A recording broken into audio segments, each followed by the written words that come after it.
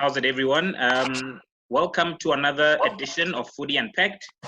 On today's edition, we've got a legend, a coaching legend, Gavin Hunt, without doubt, one of the top coaches in the country. Coach, how are you? I'm fine. How are you doing? Good. Thank you so much for making time for this interview.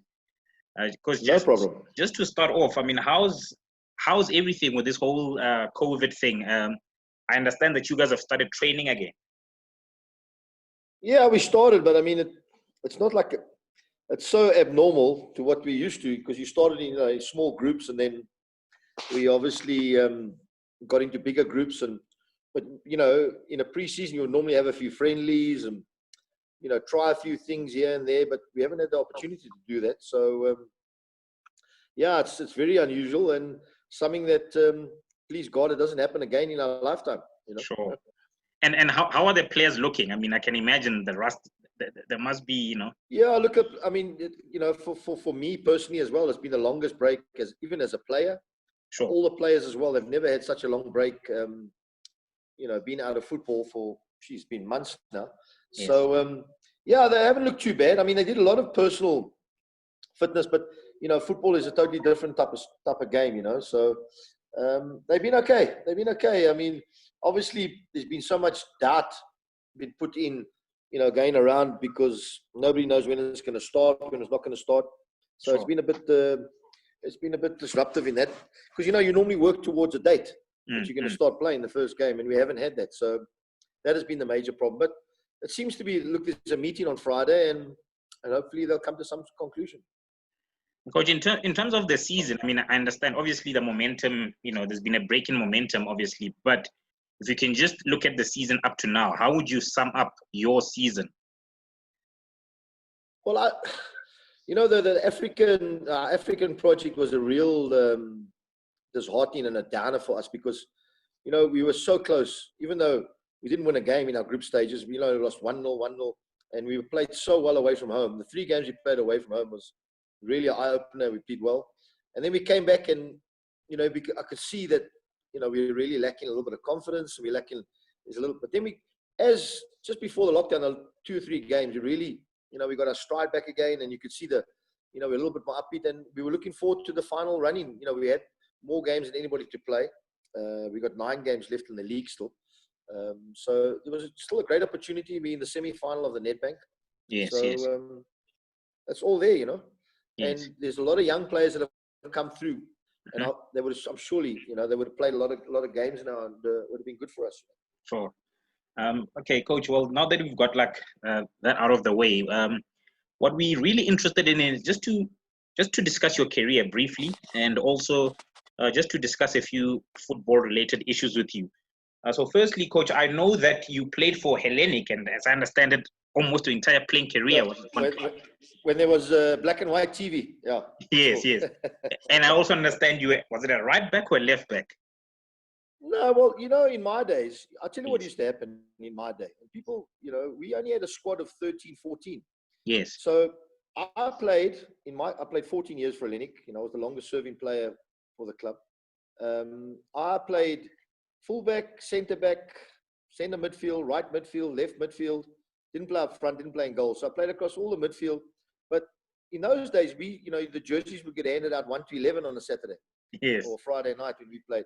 And if you played number 3 or number 2 or number 6 or number 7, that's how it worked. Sure. So, I scored 2 goals against Kaizer Chiefs playing left wing. I never played left wing in my life, but we had no left winger that night or that day. Mm-hmm. Those days we only had 1 substitution as well. So yes. I scored 2 goals against Kaizer Chiefs playing left wing, and I was a fullback, right back, sometimes left back. And then I ended up, the end of my career, I played centre back. So yeah, I was more a defender. Yeah. But you did spend your entire career at Hellenic. Am I correct in saying that? Yeah, I got we had there was a big fallout, and I went to Cape Town Spurs for 6 months, and yes. And then I actually came back to Hellenic at the end of my career. The '94 when we played the cup final. That was it.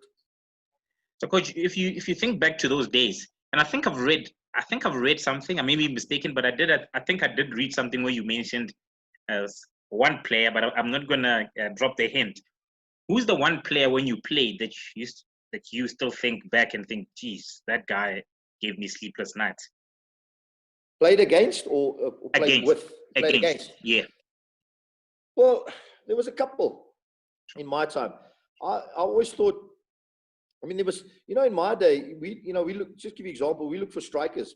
Sure. And there's one striker that scores maybe 10 or 12 goals in South Africa now. Mm-hmm. In my day, there was maybe 10 strikers who scored over 15 goals a season. So there were some fantastic players. But the one that really stood out for me, I would say Aisnet Solengwe, teenage, Dadla. Teenage, for me, I mean, Aisnet Solengwe was absolutely magnificent footballer. That's why he played in America for all those years. Sure. And teenage should have played, certainly could have played in Europe. And, for me, Lawrence Chillen, who just passed away 2-3 weeks ago, he was, for me, unbelievable football. I look at David Silva, who plays in Man City. Lawrence Chillen was that type of player, Sure. Ace Manini, who played for Swallows, unbelievable footballers. And then Jomo also, who played overseas, Sure. I mean, I don't think South Africa saw the best of Jomo. Jomo, when he came back in it, but he was a fantastic footballer. You know what I'm saying? So there was really, you look at those teams in those days, Martin Cohen's and really good players, So, yeah, there was. Nowadays, it's very difficult on one hand or two hands to name the players that I've named like that. Sure. And, I played in that era. I was a little bit younger. I came in, but they were certainly a little bit older than me, but it was huge, huge respect for players like that. I mean, I played with a player by the name of Des Bakos. He was unbelievable. Played for Stoke, fantastic footballer. So, those were good times. A pity I didn't play in those era earlier. You know what I'm saying? Yes. But I played in the 80s, which was the difficult times in South African football because of, there was all the leagues came together and there was the apartheid and, so it was difficult times, Sure. There wasn't many a lot of white footballers left at times, But coach, I mean, considering that you played in the 80s, some of us were not even born. I mean, I was not even born in the 80s. Yeah. So you played in the 80s, but you've also coached. So you've been in different areas of football, basically. Yes, I played NPSL, NPSL and PSL. I've been involved, right through. Sure. So, been through a lot of areas. I've seen a lot of things in South African football. A lot of changes. A lot of so it's been I've seen a lot. But I mean, having experienced different areas, different generations of footballers, I think you in a good position to give an opinion on whether or not football then, firstly in terms of quality, was it really better? Because it's something we hear often, and obviously, I mean, we're not in a position to comment, but you often hear that, no, back then we had more quality. But having seen all these different areas, do you think that is the case, or do you think it's more of like a perception more than reality kind of thing? I think, and it's, there's a saying in life: the older you get, the better you used to think you were. Sure. People always say, my time it was better, and this time it was better. But I do honestly believe that in my era, there were more there was far more better footballers in every position. I think there was more football. You could name one. If you were looking for a left back, which is a position that's a problem, say, in South Africa, you could go 7 or 8 left backs. Nowadays, you go, there's 1 or 2 in South Africa. So in every position, I think there was better footballers. I think that I'm going to give you from that era. I think the game intelligence was much better in my era. Game intelligence about what to do in a certain position and when the ball is here or there. So I think that was better. What's better nowadays? The players certainly are, I would think, fitter. Yes. The pitches, the fields now are unbelievable to play football on. In my time, we played at Linville. I mean, Soweto, Orlando was terrible pitch. A terrible foot. It was the bumpy and there wasn't many good football pitches. Nowadays, every football pitch is up to standard. The players are full time. In my days, we all worked. Everybody worked in the daytime. We trained in the evenings. So the game is. I mean, the money in the game now. I mean, I started in 1981. I earned 90 Rand a month, 50 Rand a win, and 25 Rand a draw. When I finished in 94, the game still wasn't almost full professional. I was on maybe 2,000 Rand a month and 60 Rand a win and 30 Rand a draw. Nowadays, I mean, it's it's crazy. But we had jobs. Yeah. But we all had jobs. So I worked from 8 to 5 and then went to training at 5:30. And, Sure. football, yes, we all, and we love football, but it wasn't like it is now. It was very difficult we could never do the sessions we do now in my day, we didn't have the time. Sure. So the players are certainly, they're fitter, faster. The game is much quicker because of the fields. It's much more athletic. The strength in my days, the tackling was much more, you could let things go. Nowadays, Yes. you blow on a guy and the guys are diving and rolling and going to hospital. And the squads now, 30-man squads, when we played, we had 14, 15 players playing over more games than the players play today. So it was a different era, but certainly game intelligence and more players in positions where if you look for a player, it was much easier. There was nowadays it's getting less and less because I think it's got a lot to do with other things. Sure. I mean, if I can just also ask you on the question of tactics. I mean, I've obviously never played professional football, but even when I played like youth football, at some point, we were almost taught to play football in, it wasn't that complicated. We usually, it was 4-4-2, and we'd watch TV and we'd see that teams would have two wingers, 100%. Two box-to-box midfielders, two strikers, a solid back four, and it made sense. It was okay. And I mean, now there's videos. Yeah. I mean, after every match, I go into YouTube and I see these tactics. Coaches it's almost like it's remote control, how to get out from the back. Everything's like choreographed. What impact do you think that has had on the game? And do you think our players, South African players, have responded positively to this evolution? I can almost call it that. I think that the game's gone too far that way. Computers and science, and where the game is a very, very simple game. And I think people have complicated the game. I think modern day, all the science has complicated the game. The basic ingredients of a footballer or a football team, it'll never change. Good attitudes, work rate, run, blah, blah, blah. In the positions, I think we've gone away from what each position requires. And I think that's the biggest problem in football.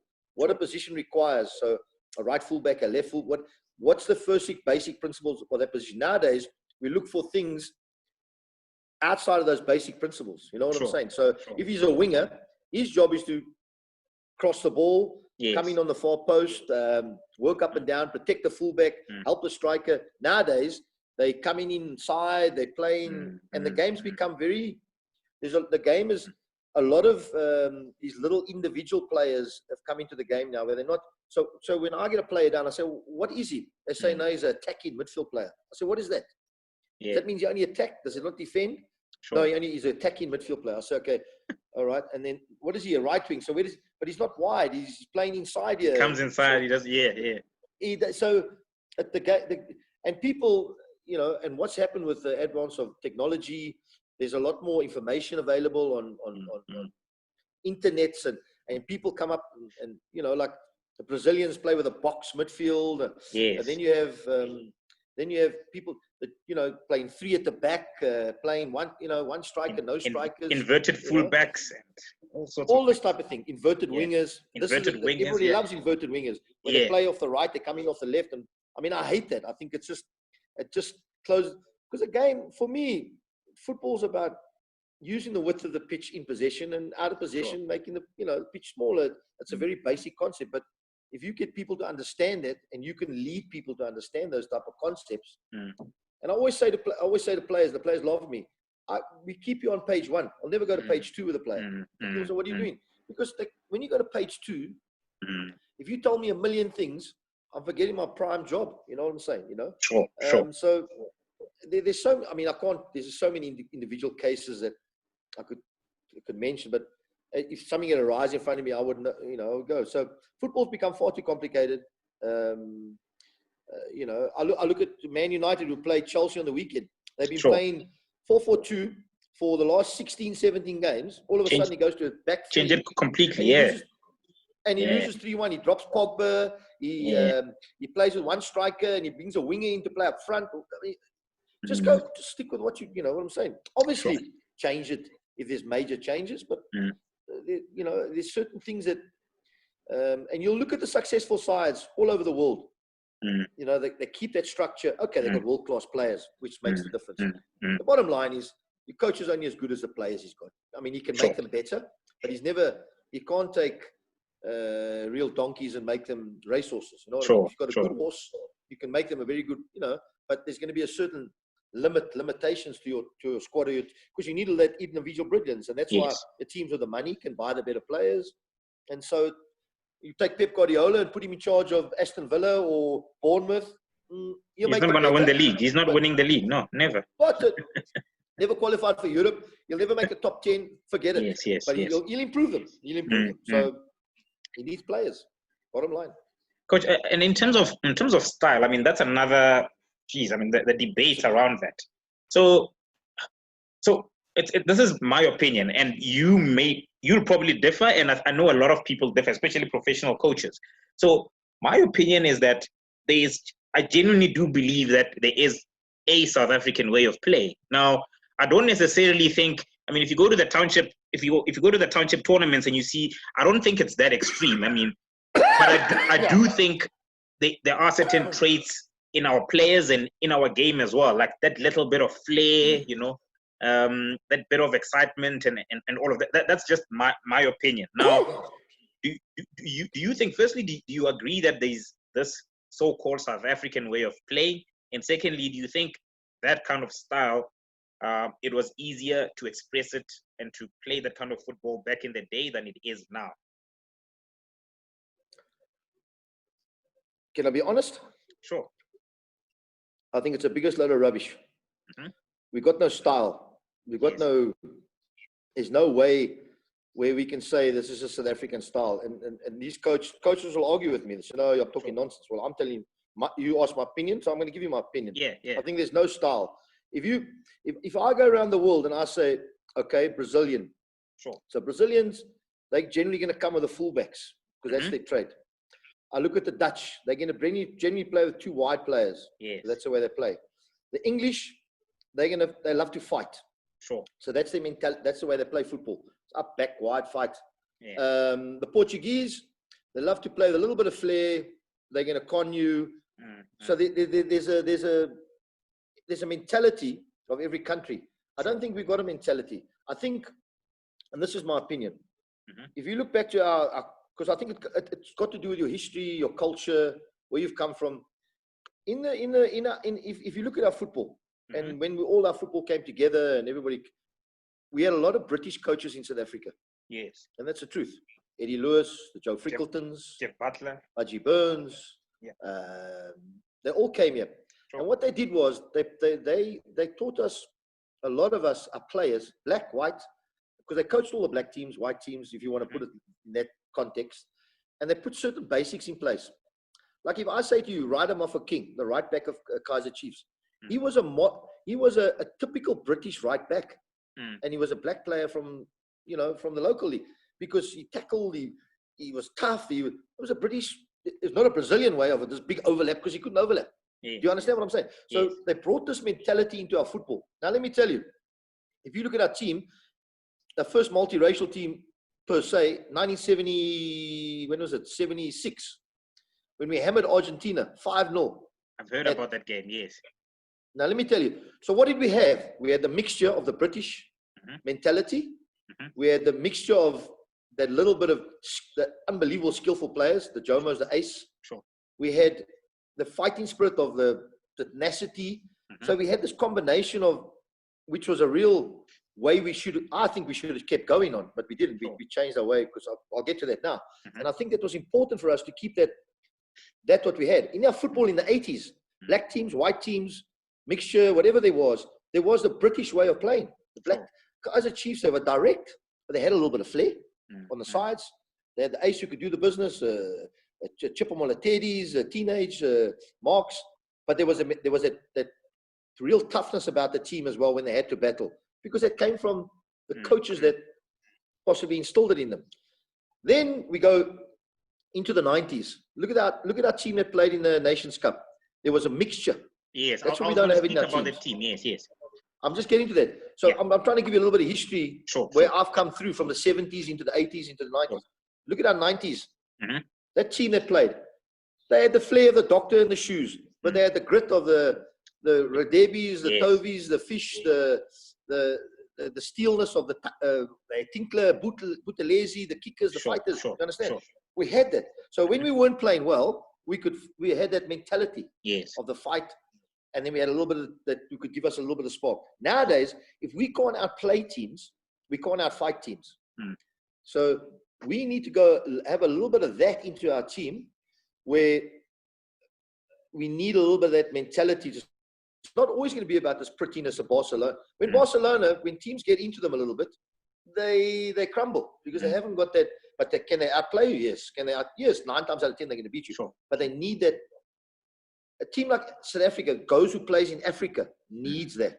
Besides the little bit of, gives us a little bit of the spice, the flair, we can win us games. We need the mentality to have the fight, the battle, and that starts in your team selection. That's why I go back to your team selection is so important.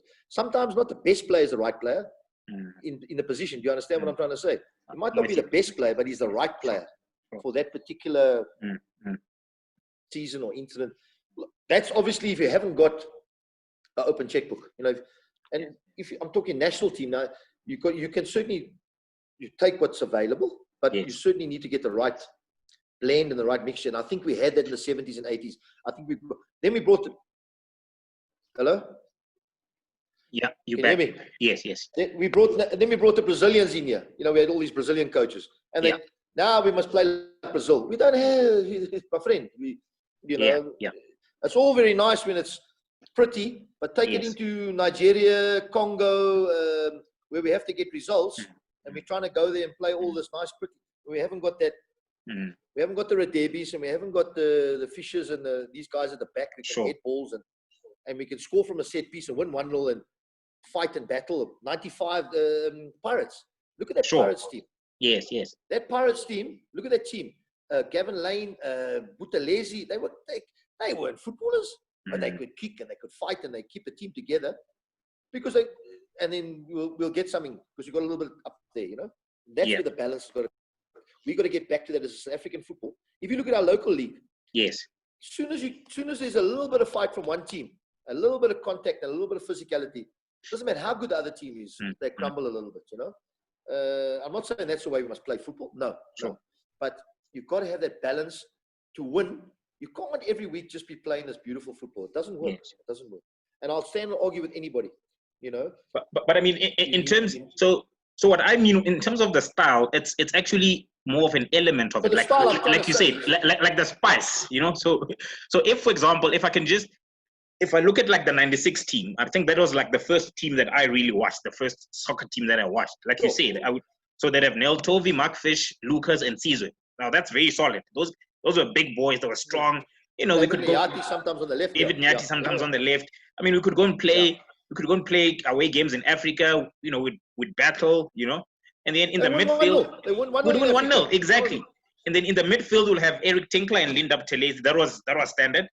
And then you had John Moeti. John Moeti would come in. He was small. Yes. But my friend, he could kick and tackle, and he could play a little bit. He could play a bit, yes. But now we in South Africa look for these midfield players that are all these fancy little two-touch. They play all beautiful football, but then when they haven't got the ball, waste of time. So we need a little bit of the balance is going to be better. But I mean, once you've got that kind of structure, the players that we've just mentioned, and that is it then not like part of is not almost expected for us South Africans to then have a doctor who will give us a bit of spice. That's what I mean. Every team in the world has got one or two. Look at Man United, because the game's on TV now, so I'm watching it. Playing my team, by the way, West Ham. Bruno Fernandes comes into the Man United side. They go 70. He just lifts because he's got the final pass. He's got the doctor, the ace, the ace Kuzes, the ace Trilingwes, the Jomas. They had the final ball. Do you understand? And in football, if you watch South African games on the PSL, the game goes. You get off your seat. The guy's got the ball around the box and kicks it out, overhits it, underhits it. And he hasn't got the final ball. You look at like Mamelodi Sundowns, who they're the best side in the country. They've got the best players. That's Sereno. Now we used to have 50 Serenos in South Africa. Now we go on Sereno, but we had 50 of those that could play that final ball, that pass behind the fullback to the winger, that could just a body swerve and a pass. Yes, you need that player. The doctors, they had all that, And Yeah. and certainly we don't have enough of those. But we don't have the other part of the game, Sure. which certainly we need. That's for sure. Okay, coach. Now, if we just talk about your coaching, I mean, I understand that you started at Seven Stars. I started at Vasco da Gama. Oh, is it? I didn't know that. Yeah, I started at Vasco da Gama. Where were they? Yes. They were in the first division, which is the first division, like the Glad Africa Championship. They were in the first division, yeah. Okay, and then and at Seven Stars, you took them to the PSL. Then you were the one who got the promotion. Yeah, I was there at Seven Stars. I was at Vasco for 3 months. Yes. They never paid me. So we played Seven Stars on the weekend, on the Sunday. Yes. And we beat them. And then I got the phone call on the Sunday night. Would you like to take over Seven Stars? I said, sure. Sure. Yeah. I said, well, I'll come if you pay me my 3 months that they owe me, and up the salary. So I went. And that year they were second bottom when I took them over. It was after 12 games or something. We became second our first year. Yeah. That's when SuperSport got promoted to the PSL. And then the second year I came second again. Santos got promoted, and then the third year we came first. Yeah. And I think you had a young Benny McCarthy in that. Was he part of that of that promotion team? No. He was there. He was the interesting story. I'll never forget it. I speak to Ben. We laugh about it. Yeah. So I went down on the Monday evening to the training session. We played them on the Sunday. So I had an idea of their team. There was no TV. You couldn't watch videos or anything those days. Sure. So I said, right, give me the team that played yesterday and give me the rest, and we'll have like a 30-minute game. It was the day after the game. I didn't know the players too well. Yeah. After 5 minutes, I stopped the game. I said, who's this guy here? The thin guy, no teeth, playing here. I said, who's this guy? It's now Benny. I said, right, you take the bib, you're going to that team. It was like a revelation. I said, well, why is this guy? No, he doesn't play the game. I said, what? He's starting Saturday. I put him in a team. We never looked back. And I put him on the wing because he was so thin. I thought, no, he can't play as a striker. No. Put him on the wing, protect him a little bit. He got 27 goals from the wing that year. So, and then at the end of the season, we sold him to Ajax in Amsterdam. We bought 2 buses for the team. So at least we got more buses. The money, it was good, yeah. But I said, the first day, I said, this boy should play in Europe. Yeah, he was unbelievable. Great. When a player, you can see him run and control the ball, he was just unbelievable. So, and he had a successful career. I can imagine. He must have been special. You don't often see like a youngster going from the first division to like an Ajax Amsterdam, and being successful as well. So, Well, I saw, I've seen a few. I saw Steven Pienaar. I said he'll play in Europe. And he played in Europe. Great career. I saw him when at 16, 17. I said, this boy is unbelievable player. I saw Dylan Shepherd. Sure. Dylan Shepherd went to Barcelona. And he did really, really well there. And then he had so many injuries and lost his way. Ended up in Greece, Russia, and came back here. But he was unbelievable footballer. Sure. He works with me in my staff now. He's still one of our best players on one leg. Got amazing technique. Unbelievable passing and crossing. Yeah. But so it always comes. We got a player now who I think should play in Europe. He's right in our Diski team this year. Sure. And he's going to play in Europe. If they do it right, But every couple of years you see one and you say, wow, this is special. Because you've and I'm not sure you get enough credit for this, but maybe because everyone focuses on the fact that you've won like 4 titles and that.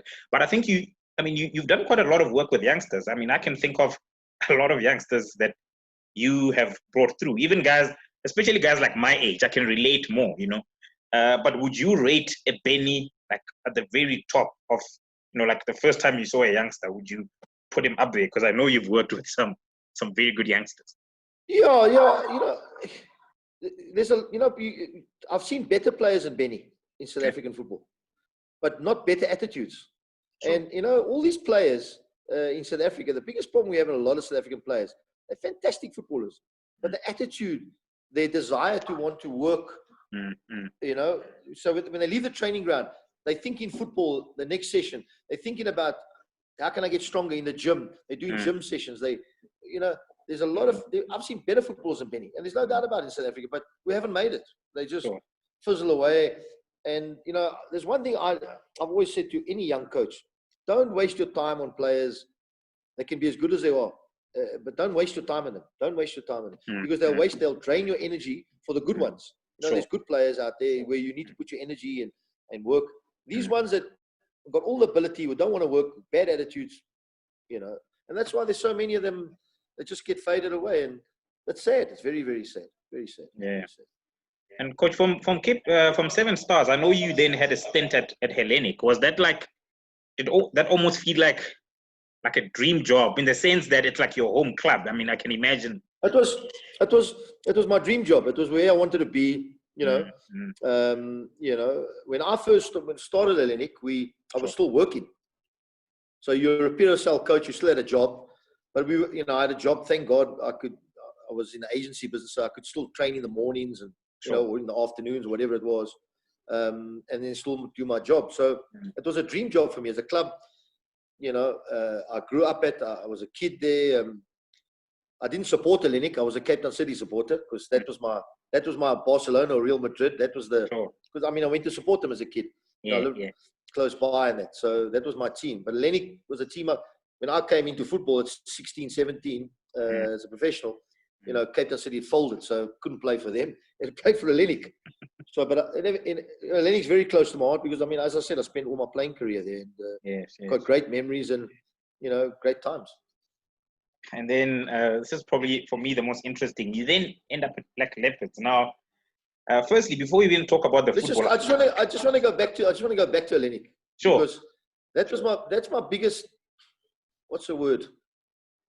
Heartbreak, disappointment in my life, because we really had a good setup there. We were competitive. We were in the top. My first season, I finished 4th. Second season was 7th or 8th. It was in the top 8. And then in the third season, we sold our striker, and I said we didn't replace him, and we weren't in any trouble. We were like 10th or something, and I got the boot, got fired. So, by the way, who did you coach? Did you coach? I was very young, but was this striker like bald? Or did you? I think it was Manny something like that. Manny Rodriguez, he played in midfield. Yeah, coach, he played. Yes, it was a mid. Did you coach? Was that the group that you coached? Craig Rosley, Craig Rosley? Craig Rosley, I think he was a right back. Yeah, at Pirates. Yes. Yeah, okay. Andrew Tucker. Yes, the centre back. I think he was at the AFCON as well. Was a super sport player at some point. Yeah, yes. Grant Young. Grant Young, yes. Yeah, I coached all of them. Okay. And with Black Leopards, firstly, I'm a Limpopo boy. I'm from right up there in the north. From Zanid. Which from Zanid. Okay, I was in Toando. Yeah. And one thing I do know is, never mind the football, Cape Town and the north, culturally and everything, completely different places. So listen. When I got the call from David Adela, I packed an overnight bag, a rucksack, because I thought I'll only be there for 2 days or 3 days. And I ended up there. Yeah, I'm the only coach that lasted a year there. I'm the only one in the history of Black Leopards that lasted from start to finish. and you came 8th. I think you finished in the top 8. I remember 8. That's the only time I've ever been in the top 8. Because I watched the team at the time. In the I don't we think were it's second. that. Yeah. We were second at halfway. We were second. You had a dream start. I remember that. Yes. We were second. Swallows were top, and we were second. Santos were third. They won the league. Yeah. Because at the time there was a lot of interest. Like in Limpopo, would support the Limpopo teams. There'd be a Black Leopards, there'd be a Dynamos, there'd be a Ria Stars, and I'm sure you remember even the crowds. It was very. I see Leopards have it again now, but at the time I used to follow, and for me that was the first time I really took note of Gavin Hunt. Firstly, I tell you, as I said, I packed an overnight bag. Right? Yeah. And this is a true story. When I got there on I think it was a Monday or a Tuesday. I flew Cape Town 7 o'clock, got you 9 o'clock, 6-7 hours in the car. When I got there, it was on a Monday. They were running up the hills with sandbags on their back, the players. There was 3 weeks to the start of the season. This is a true story. And he said to me, listen, We got a game against Pirates on Saturday. Yes. In a friendly at Malamalema Stadium. Yes. I said, okay, David, where's the team? He said, no, we haven't got a team. I said, you're 3 weeks away from the start of the season. We haven't got players. I said, okay, I'll tell you what. And there must have been, we were on the army fields there, which was just sand and no nets. I said, right, we need a game here. Let me see who's what here. So after 10 minutes, I said, right, stop. Okay, you go. There must have been about 200 players there. Mm-hmm. I said, you go, this one go. Anyway, cut a long story short, Tuesday, had a little bit of a game again. I cut it down. I had about 15 or 16. He said to me, no, you can't take this one. You can't take that one. I don't know, clearances, this and that. I said, well, just let me play with them on Saturday. Sure. Anyway, cut a long story short, I stayed till Saturday. We played Orlando Pirates. Ted Dimitri was the coach. They came up there in the big fancy bus. We don't have, we don't have anything. I thought, oh my God, we're going to get hammered, yeah? Anyway, it is full. There must be, I don't know, 10 to 15,000 in the stadium. Yeah. Packed. It's like a big thing for Black Leopards. We hammered them 3-0. So I thought, oh, that's the worst thing that could happen to me. Now we're going to win the league. I said, win the league? These players, are you joking with me? We beat Pirates 3-0. True story. I said to him, right, we got to take this team, these 16, 17 guys to Joburg. We'll play Wits, Supersport, Sundowns, and we played, I think we had 4 or 5 games in a week the next week. Mm-hmm. We go to Joburg. We never lose. We win every game. That's the worst thing that could happen, even more. So now we won 4 or 5 games. He said, no, you see, look at these boys, Lapopo, Vender. I said, oh my God. Anyway, so I had a boy up front, Coxwell Rachivadelo. Yes, I remember. He was playing for Dynamos. Now, yes. Dynamos and Pat and Padella, they hated each other. So I said, David, I want this boy. No, I can't get him. You mad? He's a Dynamos player. I said, you got to get him. How much? 10,000. I said, David, this is the best 10,000 you'll ever spend in your life. This guy. Anyway, cut along story short, David believed in me and he bought the player. And so we went. Won the first game, won the second, top of the league. Crazy. And to David's credit, yes. When I went there, I said, David, you can't take these boys. They're not good enough. He said, listen to me. Take these vendor boys. They will work and run for you. And the biggest mistake Black Leopards have made since I left that football club, they got too many outside players, foreigners. It's difficult. You need a certain type of person to go and live there, to work there, to play there. And that's why the vendor boys were so much, they were inexperienced, but I got them, working together. We got the shape right. I got them good without the ball, which is the most important thing in football. Sure. And we had huge pace. And we would break, boom, goal. Yeah. Defend, boom, goal. That was it. So it was unbelievable times. Unbelievable times. But then, Coach, do you think having worked at a place like, at teams like Black Leopards, and because you took the hard way up, if I can call it that. It wasn't like No. you didn't stop playing and get your dream job, like the very next month. Do you think, and you've worked with limited resources and that, do you think that it somehow helped you? Like, for example, when you then get to like a team like a Supersport or a Wits, where, yes, you don't have as much as maybe the big three, even in terms of spending power and all of that, but you come from an environment where you're so used to doing with what you have that when you get to like a team that's a bit more professional, that has a bit more, even though not as much as the top three, that do you think that has helped you to then be able to still compete? Because let's be honest, you have competed with the top three consistently. The biggest problem of young coaches today, yeah, they don't want to earn their stripes. Sure. It's like being in the army. I was in the army for 2 years, by the way. You start as a private, you go lance corporal, sergeant, and so you go. There's a lot of players today who come from a team like Chiefs or Pirates or Sundowns.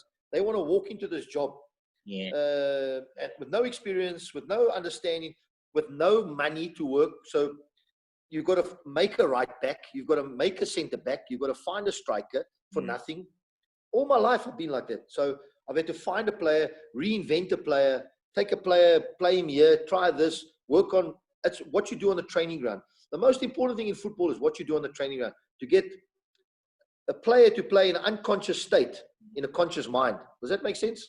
Sure. So you're conscious, but he must be unconscious when he plays. So it must be natural. So things are happening.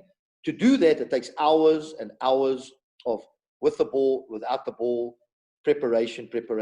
So But now you're working with donkeys, horses that can't even run. You can't run in the Durban July. You're going to run on Wednesday afternoon at the Vaal on the sand. You don't understand what I'm saying? Yeah. The ones in the Durban July, beautiful, lovely, striding.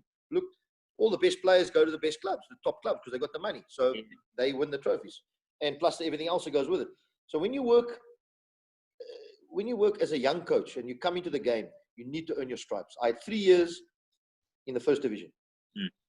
You know, I've worked at Leopards, the Swallows. I mean, no money, nothing. Never out the top 6 there. 3 cup finals, selling players, making money. Super sport. When I went there, I told the owner we're going to win the league. He says, "Are you joking? We just come 7th and 8th." He said, "I'm going to win. I'll tell you, I'll win the league. The players you got, they're better than any I've had. I'll make them a team. I just need to make them a team." Took me a bit of time. One first year, won. Wits, same story. You know, it takes, but the potential is there, and you've got a little bit more. So every club I've gone to has had a little bit more resources to help the cause. But when you start, it's better to start in a situation where your back is against the wall. You've got to get a few results. You learn, and I'm still learning. I'll never stop learning, but you learn every day. I'm not going to do that again. I'm not going to make that mistake again. You know what I'm saying? I'm not going to trust that player because he let me down, even though everybody says how good he is, but he's letting me down. Boom, he's costing me. You know, so you learn. It's common sense, but you learn every day. And I do think young coaches, you know, yes, everybody wants a plum job. It's like Zinedine Zidane. Oh, what a great coach! Put him in charge of Villarreal. Give him Seville. Give him those ones at the bottom. Like, as a best player he was in the world, one of the best. Put him there. Let's see. You understand? So that's why people say, people criticize Mourinho. I love Mourinho. Sure. Yeah, his style of football, they go on about his style. Look what he's won. Look where he started. He was assistant. Then he took his own job, and then he, you know, the Portos, which was never a big, he won the Champions League with Porto. I mean, come on. Could Porto win the Champions League today? Never. No chance. Yeah. Never. So, you know, he started, what's his name, Klopp. Also started in the lower leagues in Germany, months, or I think second division. Got the Borussia Dortmund, which is not the biggest club, Bayern Munich. He won the Champions League. He's won the leagues, and now he's got the plum. Boom. You know, so he's done his apprenticeship. You know, it's important. And I mean, since we're running out of time, I know you were then at Swallows, and like, I mean, you've already mentioned that you did. I recall that I think at some point you even came third. That was probably your highest position there. Well, my last season at Swallows, we played Supersport. I'd already signed for Supersport. Nobody knowing. And we played them the last day. If we beat Supersport, we would have come second. Yes. And Supersport would have been at the top 8. Okay? We scored first, so we're second. You know, we can't. I think Chiefs won the league that year. Yeah. And Supersport are at the top 8. I didn't do it on purpose. Don't worry. But made a change. Blah blah blah. It was a bit of a stuff up. They scored 1-1. So now they're in the top 8. We come third. Happy days. Everybody's happy and off we went.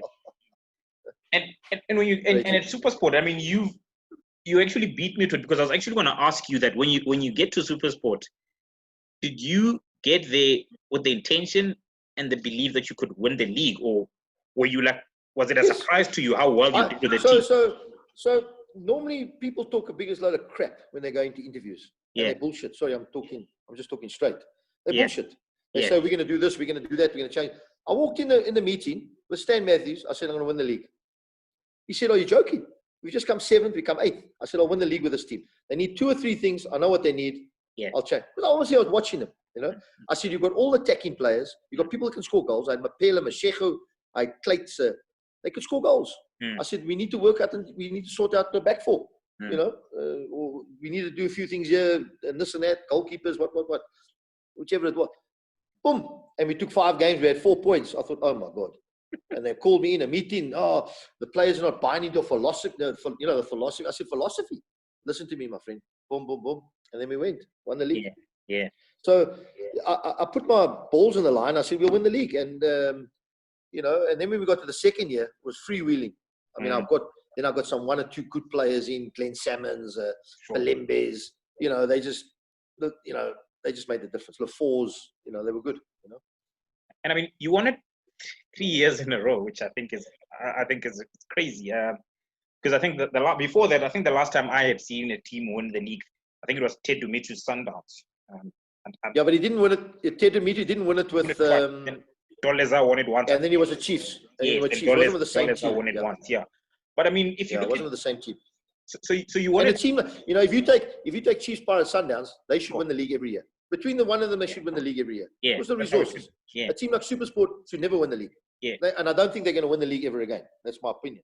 And that's why I think winning it 3 years in a row. I mean, it was just crazy.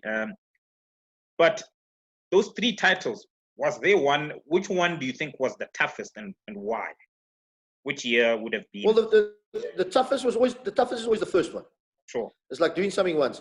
It's like any football team. You'll see them win once. It's like Man United.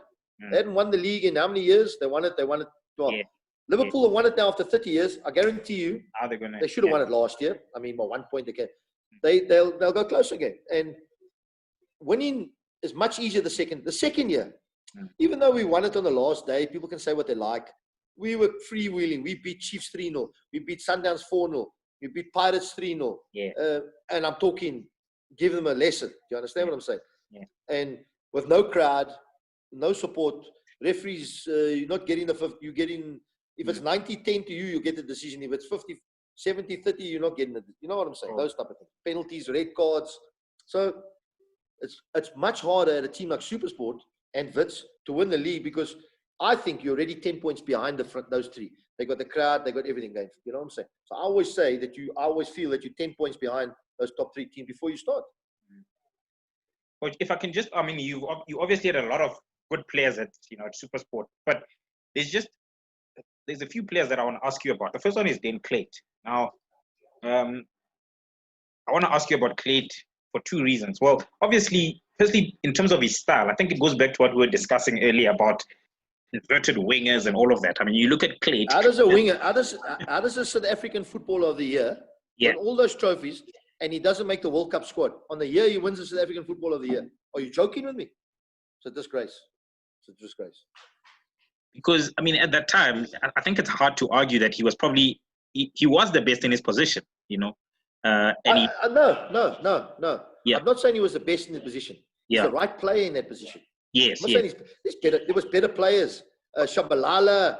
But Shabalala never scored the goals he scored. Shabalala never made the chances he created. Shabalala didn't work as hard as him.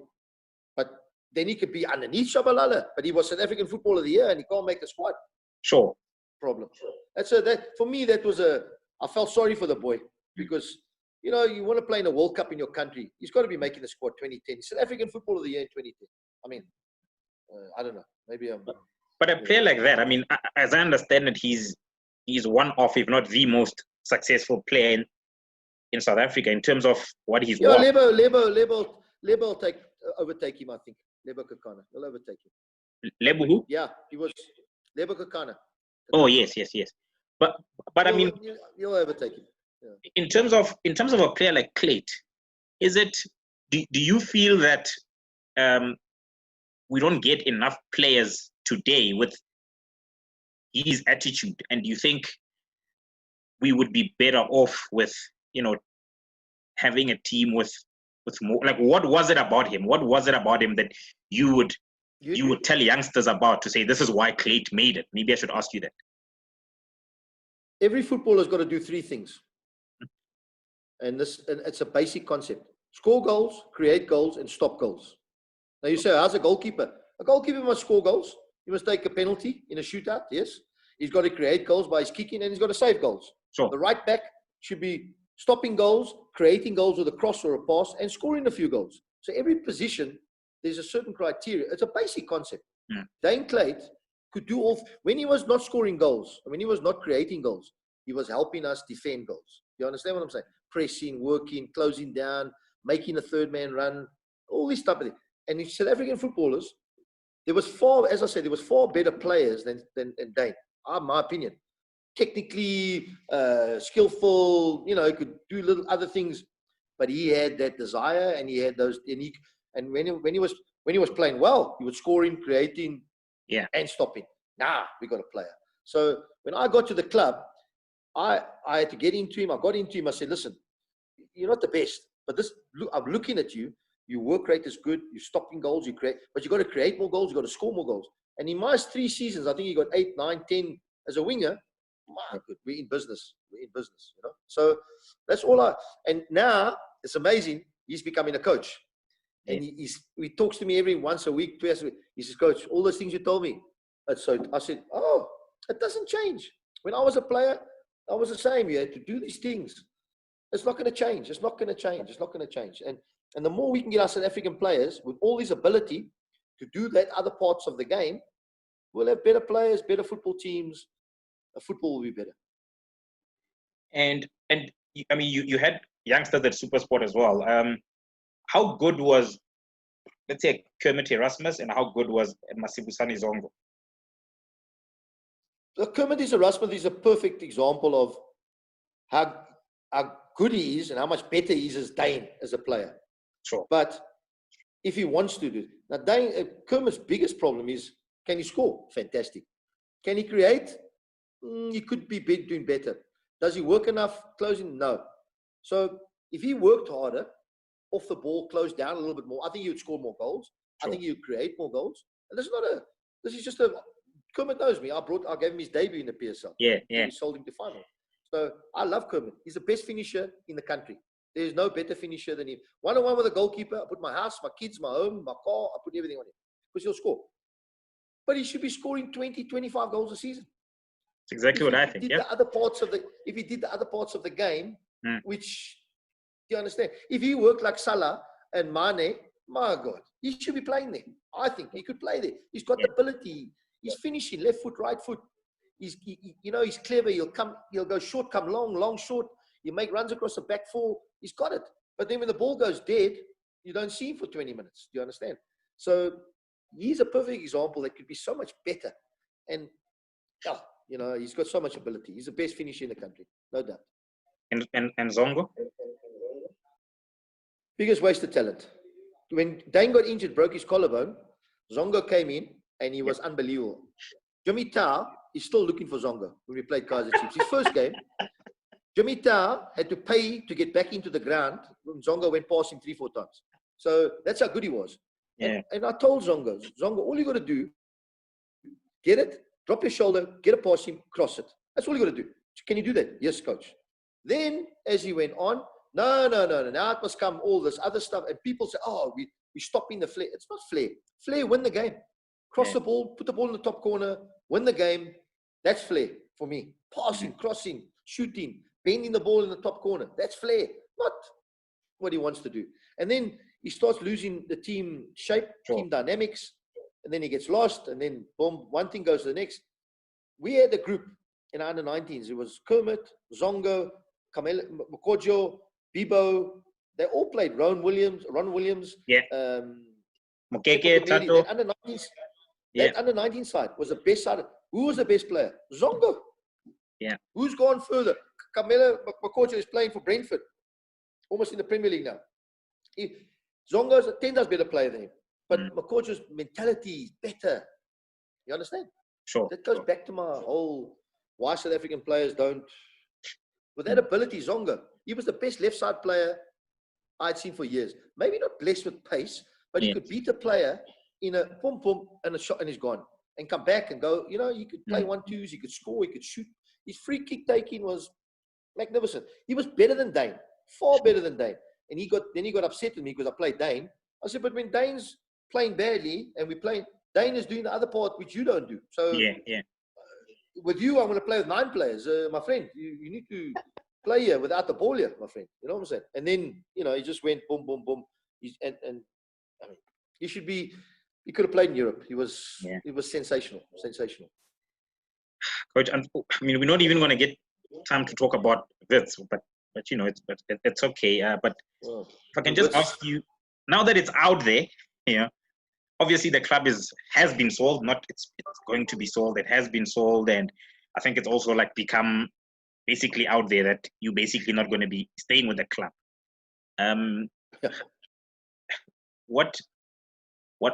What are your plans going forward? I mean, being the coach that you are and what you've achieved, I can imagine that the kind of jobs you would take, and maybe I'm wrong, you're probably limited in terms of the projects that you would be especially locally, that you'd No, be interested in? that's where I disagree with you. Sure. Because yes, you would think the next step is to keep going. Yeah. But if you can't go anywhere there, then you've got to do. There's got to be a project. There's opportunity. There's 2-3 things I know. 2 clubs or 2-3 clubs that I know. If I went there, for them never having won the league, I think I can win the league with them. And that sounds really like a little bit pie in the sky. But they need 1 or 2 things. I know that. I know. Yeah. Or there's a club that wants to start a project or wants to be competitive and try and see our way through and build a team. You know, you need to have results, because results at the end of the day is what keeps you in a job. Sure. But also patient, you know, and have the belief and the trust. And I will spell it out to whoever wants to ever work. This is where I think. And if you have a discussion on a player, what type of player we need, what type of player we don't need, you know, those type of things. And then I swear there is opportunities. Are people willing to give me opportunity? I don't know. You know, that's right now on the 20th of July, 22nd of July, I'm unemployed. So it's the first time that I haven't done a pre-season since 1981. Jeez. So as a player, I've done every year. I've had there's been a project pre-season into the season. So now we're trying to finish, and you know, I've got no plan for a pre-season, you know, right now, unless something does happen, which I don't know. But we need football to move. When football moves, teams are winning, teams are losing, things are happening. People see, people don't, you know. So we need the game to get going for our players, to find clubs, coaches, everything, you know.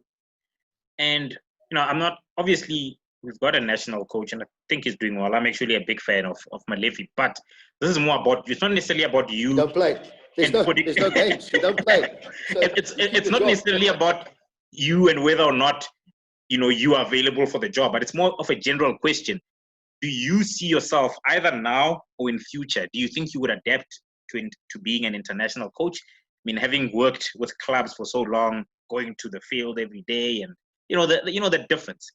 Do you think you would adapt to that now, or do you think it's something you'd rather do maybe 5 years down the line, for example? Listen, at the end of the day, I've said this openly. I'd love to go to a big tournament with a national team. Sure. Not saying any national team. I mean, where you go to a big tournament, you go to a Nations Cup with a team, or you go to a World Cup. World Cup preferably. I mean, that's the as a coach. I mean, you know, player, can't go there now. But as a coach, to take a team to a World Cup, that's why I thought in 2010 we missed a trick. We really missed a trick here. I thought it was an opportunity for South African to be with a team, take the team. You know what I'm saying? Yeah. But anyway, that's gone. I mean, it's all been down. We would never have qualified. We know where we've been the last few years. So I think that's, for me, yes, definitely. National team, definitely. Someday, when, I don't know. But the opportunity's got to be right. Sure. I've always said, yes, will I miss the day-to-day putting on the boots, kicking the ball? Yes, every day I would miss that. And Stuart would tell me, and Gordon would tell me, and these guys, that they miss that day-to-day interaction with players, because a national team is more a selector. You're a selector. Watch games, select players, how you want to play, got an idea, who you playing, where you playing. I don't need him this week. I'm going to need him because when I go to Burkina Faso and the field is not so nice, and I can't go there with midget, my friend. They get in one corner, it's a goal, you know. So that's all the type of things you would do. But would I do it? Yes, love to do it someday, you know. And there's been a lot of opportunities in the last few years, and I never got the chance, and I was, you know. But it is what it is. And then 3 quick ones. Who do you rate as the best coach or manager in the world? The guy that keeps a team in the Premier League with no. So the guy that's got no resources and he can makes an improvement in a football club, in the club itself. A guy that can sustain budget, that sells players for millions and millions, and then keeps a team competitive. And then you go the top end of the scale. Well, the guy that obviously can win things, you know. So because you get judged on what the results, but is it all about those results? Is it sometimes a coach doesn't get an opportunity. Mm. He doesn't get an opportunity Mm. to go where the money is and buy the best players and do certain things. So, I mean, just look at English football, like Sam Allardyce. What do you go, Sam? Oh, relegation. He's the best coach to save us relegation. But did he ever get a chance at Man United or Liverpool or to see what he could do? I think he would have done well. They say, oh, his style of football. Well, you can't play with a style when you're fighting to get a point. Sure. And you've got people that just about tie their bootlaces when you're playing against quality players, you know. Sure. So you got to. So who's the best manager in the world? That's very difficult to say. Everybody goes on as Belize. What's it? Marcelo, the one from Leeds. Yeah. Pep Guardiola swears about him. Pochettino swears about his philosophy. Sure. How successful has he really been? You know what I'm saying? You know, okay, he's brought Leeds up now. Fantastic. You know? But I mean, you know, has he had a chance at the big clubs? No. So maybe, you know, there's so many guys. I mean, the best managers for me are the ones that have won in different countries. So Bobby Robson, he won in Portugal, he won in Holland, he won in Spain, he won in England. For me, 4 countries to win leagues. Okay, he's with Ipswich, he was a decent team, but he won leagues. Mourinho won leagues. Yeah. Italy, Portugal, England. Okay. Yeah. Pep Guardiola, he's won in Spain, Barcelona, by the way. Only the best. City. Bayern Munich, you should win the league. Yeah. And Man City, you should win the league. So, good manager? Yes. Because you've got to manage those egos, the players. You've got to make them, you've got to win. Sure. But so, you know, I don't know. I always say you judge a man by what he does in the training ground. Sure. You see how he works. Can he progress? Can he take players, make them better? Can he make teams better? Can he make compartments better? Back fours, midfield. Can he make them better? And that's so. Watch a man work in the training ground, you know, and it'll tell you a lot. And you'll see the result in the team, you know. So, who's the best? I don't know. To say. And best player in the world for me? Yeah. Different eras, different times. Who do I love? I can watch Pele all day.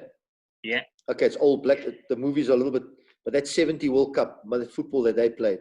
Yeah. And he runs and he dummies the ball. And Alberto, what is his name?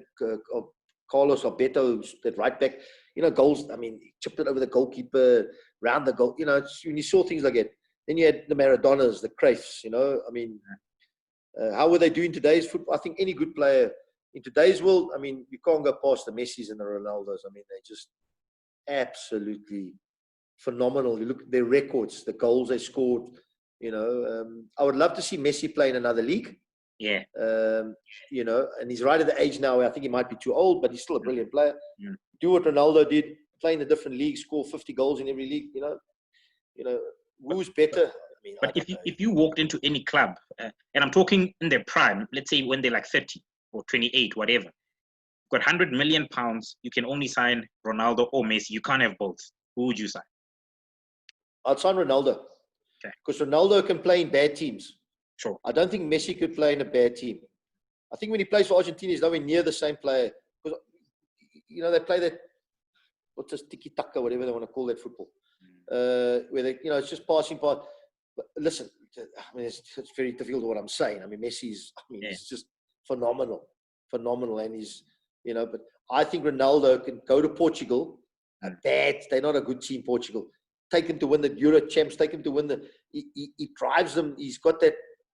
Sure. He can score goals with the head, left foot, right foot. You know, I'm not saying Messi didn't score with his head. He scored against Man United in the Champions League on the back post. He doesn't score many goals with his head. But, you know, I think if you really, I think Ronaldo can play in a bad Man United side and get to the Champions League twice. Well, I think 3 times. I don't know how many was there. And they were, I mean, you've got bad players there. Players that, I'm not saying bad players. I'm just saying players nobody would sign, you know. Yeah. And he takes that team and drags them and wins things by scoring and working. And so, yeah, you know, I mean, but Messi, my goodness, what a player. It's unbelievable. And locally, you get to any team X, whatever, and they say to you, we've got lots of money to spend. Everyone is available. 2 players in the PSL. You can have anyone. Pick 2 players you will sign first. in the PSL currently? People say to me, ask me this question, give me 100 million. I'll Yeah. sign a goalkeeper. I'll sign the best goalkeeper. Because a striker is not going to score you 15, 20 goals a season. Very rarely. I mean, so rather have a goalkeeper that can save me 15, 20 points, the best. And I'll buy the best 2 centre-backs. And then I'll say, right, now we got a team. We're not going to lose. Let's try and win a little bit now. You know what I'm saying? So I would always try and spend my money, yes, down the spine. Okay. So my goalkeeper, whenever any team I go to, I look at the goalkeeper, I say, we got no chance with this goalkeeper. Yeah. He can't save. He's not going to save me. And I don't want to say it, but I look at teams in South Africa, and that's their biggest problem, the goalkeepers. Yeah. You know, I mean, you're scoring free headers, like corner kicks. So that's got to be my number one. Centre-backs. You've got to get 2 good centre-backs. As soon as you get 2 good centre-backs, 2 good goalkeeper, now we can fiddle the team. You know what I'm saying? And then obviously you look for a guy that can give you 20 goals if you can. But a striker's always got much more chance of missing than a goalkeeper saving, you know? Sure. So you're not going to give us any names, any specific players? I mean, you look at the best. I mean, and this is where I go in South African football. Kaizer Chiefs won the league 2-3 years ago. Who wins the Player of the Year at Kaizer Chiefs? The goalkeeper. That should never happen. Should never. They won the league, but how can the goalkeeper win Player of the Year? So that's got to tell me there's something not right.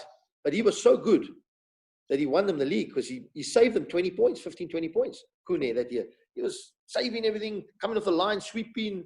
Unbelievable. But he should never win the Player of the Year when you win the league. Striker or a midfield player should be winning that. Because that's the business, you know what I'm saying? But he won them the league. So it doesn't tell you too much, you know, about the football, you know. Hey, Coach, thank you so much. We've come to the end. Thank you so much for your time. What is the score, by the way? I mean, I'm not even watching. I'm not even watching. 1-1. 1-1. Okay. West Ham, we need a point, and Man United need to win. So. Okay. This is the score right now is a good result for me. Thank you so much for your time, Coach, and good luck with this whole COVID-19 thing, the end of the season, and obviously your future, which unfortunately is uncertain at the moment. Yeah, it's a bit. Yeah, but thanks for the time. Football, we'll talk all day.